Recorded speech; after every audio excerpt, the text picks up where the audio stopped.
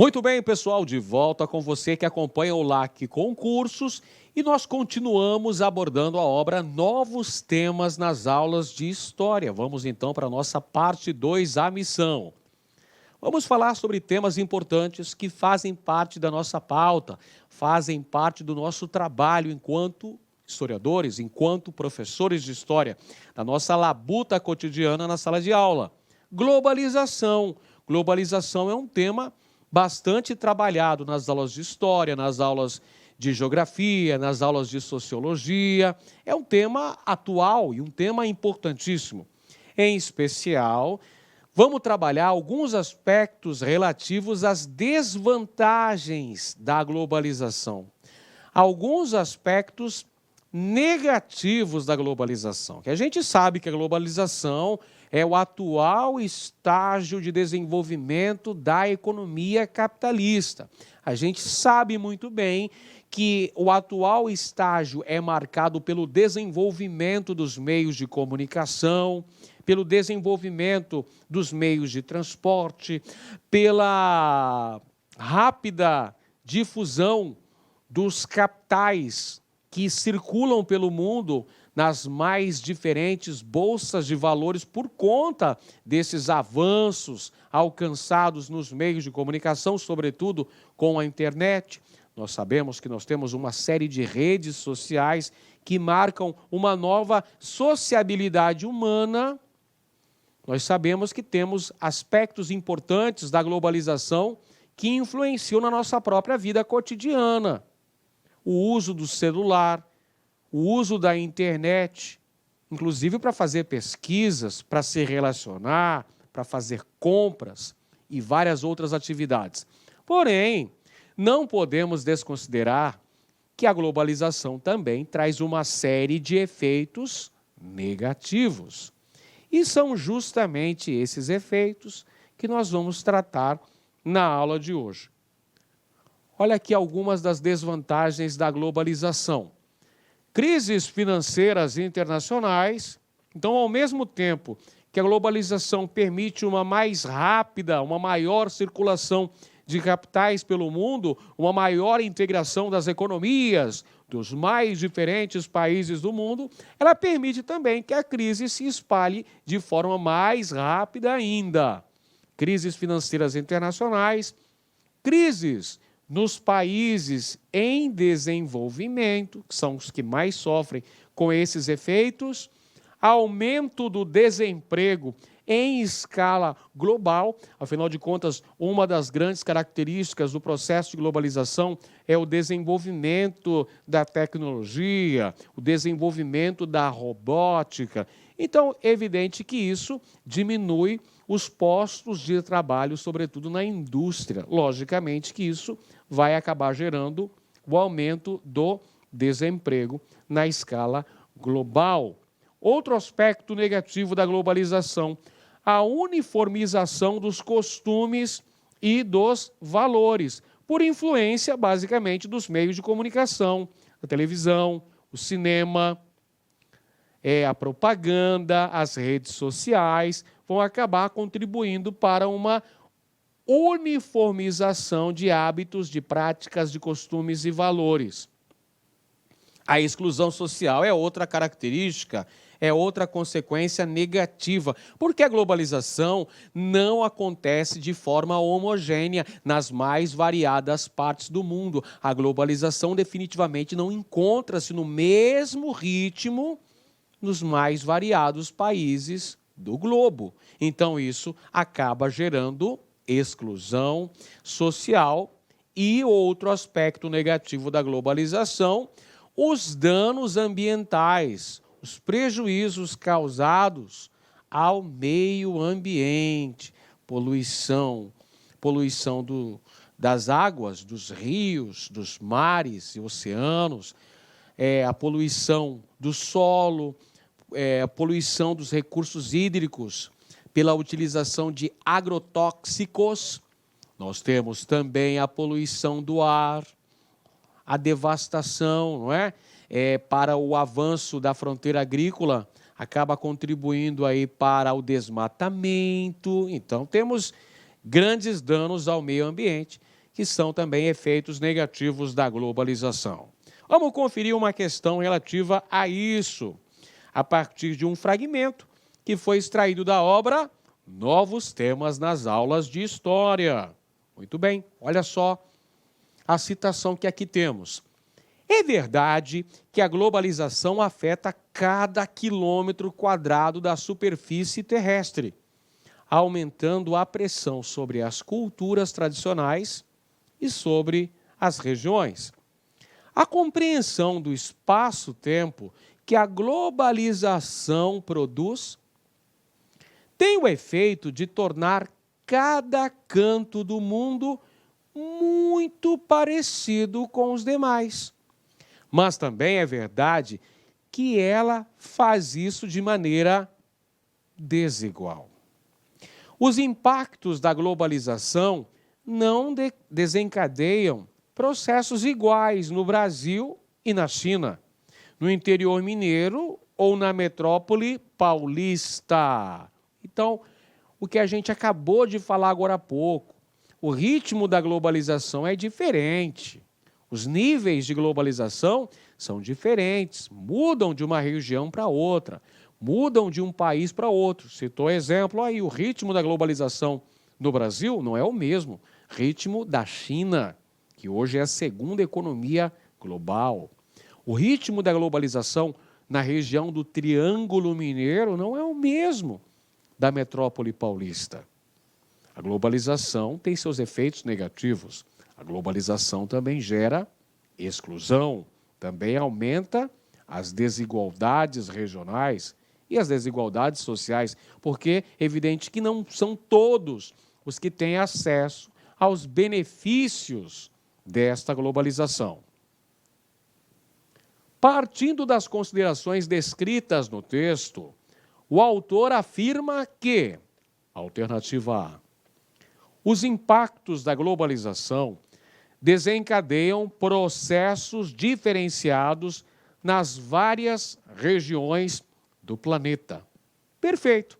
Essa é a alternativa correta. Se você percebeu no fragmento que foi apresentado, que abre a questão, ele falou dos ritmos diferenciados da globalização na China e no Brasil, no Triângulo Mineiro e na metrópole paulistana. Então, aí se já matava a questão. Os impactos globalizantes da economia mundial desencadeiam, portanto, processos diferenciados, processos diferentes nas mais variadas regiões do planeta. Alternativa correta, letra A. Alternativa B. A homogeneização globalizante elimina o legado do passado e as relações sociais do cotidiano. Lógico que não. Apesar da globalização contribuir para um processo de homogeneização de valores, de culturas, não dá para dizer que ela obstruiu definitivamente a herança cultural do passado. Evidente que esses valores são questionados e têm uma dificuldade de serem preservados e precisam ser preservados. Mas, por enquanto, a globalização não destruiu os valores, o legado do passado e nem as relações sociais do cotidiano, apesar das relações sociais já estarem bastante alteradas, por conta, inclusive, do avanço das redes sociais. A alternativa C, os efeitos da globalização levam à autonomia às regiões, características dos tempos pré-modernos. A autonomia das regiões, se elas estão cada vez mais integradas com outras regiões do planeta? Errado também. Letra C, a globalização assume a mesma coloração sobre a superfície do planeta e elimina os espaços locais. Não, a globalização tem tons diferentes nos mais variados pontos do planeta. Ela encontra-se em estágios diferenciados, mudando de um continente para o outro, de um país para o outro, até mesmo de uma região do mesmo país para outra região. Você viu o exemplo que foi mencionado. o nível de desenvolvimento no Triângulo Mineiro não é o mesmo de São Paulo. O ritmo da globalização lá da região norte do Brasil, da região amazônica, definitivamente não é o mesmo ritmo, por exemplo, do Rio de Janeiro ou de São Paulo, grandes metrópoles brasileiras. A alternativa é o processo de globalização se faz de maneira uniforme nos espaços, livre das peculiaridades regionais. Lógico que não. O processo de globalização ocorre de maneira bem diferenciada nos mais diferentes espaços pelo planeta. Mais um tema importante para trabalharmos, que é o imperialismo, que também é conhecido como neocolonialismo, e foi aquele processo econômico que teve início na segunda metade do século XIX, consequência direta da segunda revolução industrial, do aumento da disputa entre as potências industrializadas europeias, os Estados Unidos e o Japão também. Esse é um processo chamado de imperialismo, mas que nós, historiadores, também denominamos de neocolonialismo, que assinala o desenvolvimento econômico e tecnológico após a segunda Revolução Industrial, na segunda metade do século XIX, assinalando uma série de mudanças nas relações internacionais, onde as potências europeias buscavam a conquista de territórios que pudessem fornecer matéria-prima, mão de obra barata e mercado consumidor. Onde estavam esses territórios que deveriam ser explorados de forma econômica, política e cultural? Esses territórios estavam basicamente em 2 continentes. São eles a Ásia e a África, que são explorados século XIX e século XX. Este é o neocolonialismo, também chamado de imperialismo. Exploração econômica, política e cultural de vastas regiões localizadas nos continentes asiático e africano pelas potências industrializadas europeias. Muito bem, vamos para a questão. O imperialismo pode ser definido como uma tendência política que pretendia expandir o domínio territorial, cultural e econômico da Europa sobre o resto do mundo no século XIX, justificado através da comprovação histórica do adiantado nível de desenvolvimento civilizacional dos europeus perante os outros povos do planeta. Hoje, tal justificativa é considerada pela maioria esmagadora dos historiadores como algo totalmente equivocado e fora de propósito. Porém, na época, até o chamado refinamento dos hábitos à mesa e a sofisticação dos pratos franceses serviram para justificar a atuação francesa na África. Citação extraída aí do texto Alimentação, escrito pelo historiador Fábio Pestana, constante na obra Novos Temas nas Aulas de História, organizado pela Carla Pinsky. Muito bem. Com base no texto e no conhecimento histórico, é correto afirmar que a dominação europeia oitocentista teve como motor. Então vamos lá. O texto fala sobre o imperialismo europeu no continente africano e no continente asiático durante o século XIX. É uma consequência direta do desenvolvimento industrial das potências europeias que precisavam de novas fontes de matérias-primas, de novos contingentes de mão de obra barata e de mercado consumidor para a expansão de suas indústrias. Segunda Revolução Industrial, a fase do capitalismo monopolista financeiro. Então, nesse contexto, dá-se o quê?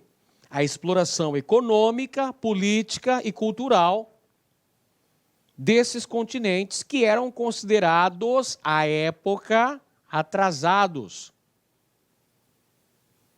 Então, o pretexto utilizado pelas potências europeias é o chamado fardo do homem branco, a chamada missão civilizatória. Essa exploração europeia na África e na Ásia vai ser travestida dessa suposta missão civilizatória, essa ajuda que a Europa iria fazer para levar o progresso, a ciência, o avanço, a tecnologia para esses rincões considerados atrasados. Então, a justificativa, o pretexto que as potências europeias usavam para promoverem essa aviltante exploração e essa expoliação econômica de suas colônias era a chamada missão civilizatória. Muito bem, vamos conferir então as alternativas. Letra A exigência de novos territórios pela expressão comercial mercantilista, que, dominada pela lógica europeia de acumulação primitiva de capitais, precisava submeter todos os povos de além-mar.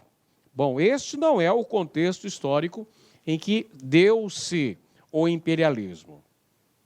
Este é um contexto histórico anterior, o contexto marcado pela exploração econômica de vastas regiões na América, na Ásia e parte da África. Mas isso aqui é na Idade Moderna. Por quê? Ele fala aqui, ó, pessoal, ele fala da expansão comercial mercantilista. Quando fala de expansão comercial mercantilista, está falando do período da Idade Moderna, quando tínhamos essa intervenção do Estado na economia, entre os séculos XV e XVIII. E aqui, evidentemente, estamos estudando a Europa oitocentista e sua exploração econômica na Ásia e na África. Portanto, é século XIX. Então, podemos eliminar aí a alternativa A. Vamos, então, conferir a alternativa B. A necessidade da expansão do sistema capitalista por meio da busca por novas terras produtoras de matéria-prima para as indústrias e de mercados consumidores dos produtos manufaturados na Europa. Verdade, é a fase da expansão do capitalismo monopolista e financeiro que vai gerar essa expansão conhecida como imperialismo, o domínio econômico, político e cultural de vastas regiões localizadas nos continentes asiático e africano. Alternativa correta, B de bola, portanto. Letra C. O domínio de regiões de clima desfavorável à agricultura, propícias à instalação de indústrias de bens de capital, produtoras de manufaturados necessários ao abastecimento do mercado consumidor afro-europeu? Claro que não. O que moveu o imperialismo foi a busca de matérias-primas, mão de obra barata, mercado consumidor. Alternativa D de dado. A difusão da civilização europeia imbuída do ideal de desenvolver culturalmente os povos africanos, que não se preocupavam com a apresentação estética e possuíam hábitos alimentares rudimentares e primitivos. Bom, não é isso que vai sustentar o imperialismo. O que sustenta o imperialismo é a ganância, é a busca do lucro, a busca da obtenção de matérias-primas, de mão de obra barata e de mercado consumidor. E letra E, o interesse em controlar os portos africanos para abastecer o mercado de escravos, altamente rentável na época. ao mesmo tempo que permitia à população negra o contato com o mundo civilizado europeu. Nossa, totalmente incorreta essa afirmação, até porque na segunda metade do século XIX, o tráfico negreiro já havia sido proibido. Muito bem. Agora, mais um tema que é encontrado na obra Novos Temas nas Aulas de História, que é o trabalho com biografias. Coloquei até para ilustrar a trilogia escrita pelo jornalista Lira Neto, abordando toda a trajetória de vida de Getúlio Vargas, um importante personagem da história do Brasil no século XX. Muito bem. Quais são as vantagens do trabalho com biografias? Por que eu posso utilizar biografias nas aulas de história? Por que isso pode render bastante junto aos meus alunos? Porque, em primeiro lugar, pessoal, a utilização de biografias possibilita uma ação interdisciplinar. Sem dúvida, você vai trabalhar variadas disciplinas, não só história. Você vai trabalhar também, por exemplo, com a língua portuguesa, você pode trabalhar com as áreas afins, as áreas das ciências sociais. É uma possibilidade de promover um diálogo com o cotidiano. Dessa maneira, eu vou aproximar um pouco mais a história da realidade que o meu aluno vive. E, afinal de contas, nós temos um interesse todo especial pela vida privada. Sem dúvida alguma, o ser humano tem esse interesse, né? Tem essa quedinha pela vida privada. Se não fosse assim, não teríamos tantas revistas, sites e programas de fofoca por aí, não é verdade? Então, há um interesse da vida privada também. E isso acaba despertando o interesse nos alunos. Olha o exemplo que a gente apresenta na aula de hoje. A trilogia do Lira Neto, sobre Getúlio Vargas. Analisando essa obra, o professor pode, por exemplo, verificar como estava organizada a sociedade brasileira, quais eram os costumes, as práticas sociais, os meios de comunicação que eram importantes naquela época, como eram utilizados os meios de comunicação, como se dava a sociabilidade, as relações humanas naquele contexto histórico no Brasil. Então, isso pode gerar um maior interesse nos alunos. Outra obra interessante, que não é essencialmente uma biografia, mas pode ser trabalhada como tal, a obra As Barbas do Imperador, da Lilia Moritz Schwartz, também traça o perfil de Dom Pedro II, desde seu nascimento até o seu falecimento. Como que foi construída a imagem do imperador. E aí a autora traça todo um perfil da sociedade brasileira ao longo do século XIX. Isso só para citar alguns exemplos. Nós temos centenas de biografias que podem ser utilizadas, tanto relacionadas à história do Brasil, quanto relacionadas à história de uma maneira mais genérica. Perfeito? Então, o trabalho com biografias é uma importante ação que pode garantir o aumento, né? Pode despertar o interesse nos alunos. Vamos conferir uma questão relativa a isso.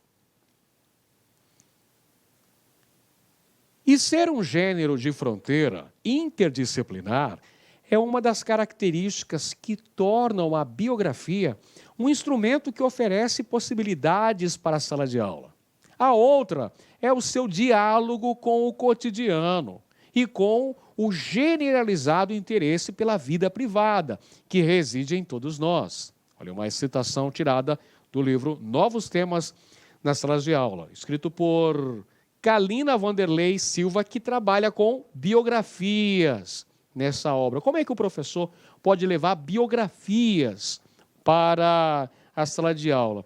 Me lembro de uma biografia interessante, que inclusive virou filme, e foi um filme muito premiado, que é lá o Forrest Gump, contador de histórias. Se você verificar lá, tem uma série de eventos que são mostrados ali na obra. A Guerra do Vietnã, o crescimento do movimento pacifista contra a participação dos Estados Unidos nesse conflito, todo o contexto ali da década de 60, década de 70, a contracultura, uma série de aspectos que podem ser trabalhados e que tornam, digamos assim, a história menos cansativa, menos enfadonha e podem, inclusive, despertar interesse por parte dos alunos. Segundo a autora, o trabalho com biografias na sala de aula se justifica na atualidade, na medida em que exerce um forte apelo sobre o público leigo, ao mesmo tempo que se apresenta como, alternativa A, ferramenta da história social, quando todos os outros recursos utilizados tornaram-se inúteis para a compreensão dos fatos históricos. É isso que a biografia contribui? Vamos ver a alternativa B. Análise das mentalidades no contexto da história estrutural que indica as camadas dominantes como foco principal da ciência social? Será isso? Vamos conferir a letra C. Meio facilitador da discussão histórica, ao despertar a curiosidade dos alunos, porque fornece nomes fáceis aos processos históricos. Sim, este é justamente um aspecto que contribui no processo de ensino-aprendizagem histórica, uma aprendizagem significativa no uso de biografias. Vai trazer a história para o cotidiano, vai despertar o aluno a acompanhar aquele processo. Ele vai verificar que a história não é feita só com grandes nomes, grandes fatos, grandes feitos heróicos que entraram para a história, de práticas cotidianas que estão ali, na rua onde esse aluno vive, na comunidade que ele está inserido. Isso pode despertar um interesse maior do aluno. Me lembro de outros exemplos de livros que também podiam ser utilizados, que não são basicamente biografias, mas que servem para este propósito. 2 livros. O livro Quarto de Despejo, de Carolina Maria de Jesus, e o Diário de Anne Frank, que retrata ali o cotidiano de uma família no contexto da Segunda Guerra Mundial e da perseguição que os nazistas impuseram aos judeus nas áreas conquistadas, primeiro na Alemanha e depois nas áreas conquistadas. Perfeito? Então a alternativa C está correta. O uso de biografias nas aulas de história é um meio facilitador da discussão historiográfica, da discussão histórica, porque desperta nos alunos a curiosidade por fatos cotidianos, nomes e faces dos processos históricos. Fica mais visível para o aluno, fica mais inteligível para ele a compreensão do processo histórico.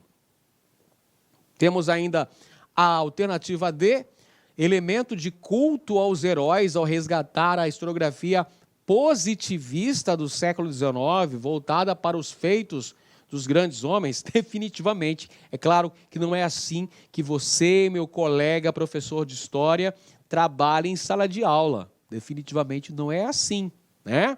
A gente não vai fazer uma glamorização de grandes nomes, não é? Grandes vultos, célebres, heróis, nada disso. A gente vai trabalhar com aspectos do cotidiano. A gente vai trazer mais para próximo do aluno, facilitando a compreensão, facilitando o processo de historicidade do aluno. E letra E, fundamento da teoria marxista, uma narrativa de ficção que destaca os grandes homens, testemunhas privilegiadas de seu tempo. Lógico que não. Eu trabalho com biografia para facilitar a compreensão, facilitar a apreensão do processo histórico, porque aí o aluno vai perceber em aspectos do cotidiano o processo histórico. Mais um tema para a gente trabalhar: ideologia nazista. O nazismo, que surgiu na Alemanha com Adolf Hitler e chegou ao poder em 1933. A ideologia nazista pregava a superioridade racial, a superioridade da raça ariana. Portanto, a ideologia nazista pregava o racismo, apresentava-se com essa suposta superioridade da raça ariana que deveria governar o mundo, e as outras deveriam ser exploradas ou eliminadas. Um aspecto importante da ideologia nazista era a associação dela a símbolos de masculinidade. O branco alemão era apresentado como o representante dessa raça superior, ou seja, a raça ariana era apresentada como uma humanidade superior. E qual seria o papel feminino dentro desse processo? Como era o papel feminino dentro da lógica da ideologia nazista? Bom, a ideologia nazista visava promover o controle da sexualidade feminina.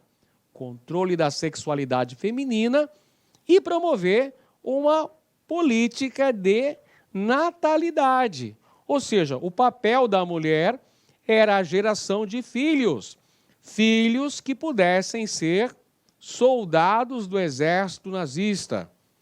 O papel destinado às mulheres, portanto, dentro da ideologia pregada pelo nazismo, era o de promover a educação dos filhos e dedicar-se a trabalhos domésticos.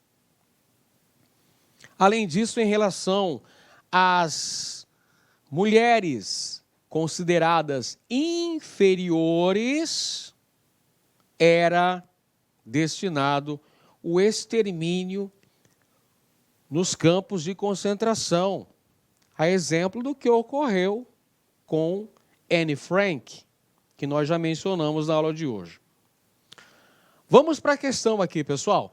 No nazismo, o ideal de superioridade racial de determinados seres humanos sobre outros era simbolizado pelo homem viril, ariano e nórdico. O Estado totalitário nazista, associado a diversos símbolos de masculinidade, procurava controlar a sexualidade das mulheres. Ele adotava uma política natalista para as alemãs, para obter mais e mais soldados. E uma outra de extermínio para as mulheres que considerava de raça inferior. Estas eram submetidas a atrocidades como a esterilização compulsória e o assassinato em massa.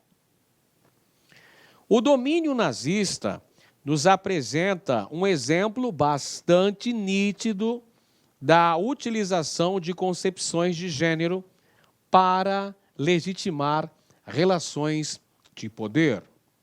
Texto de Carla Pinsky, intitulado Gênero, que está no livro Novos Temas nas Aulas de História.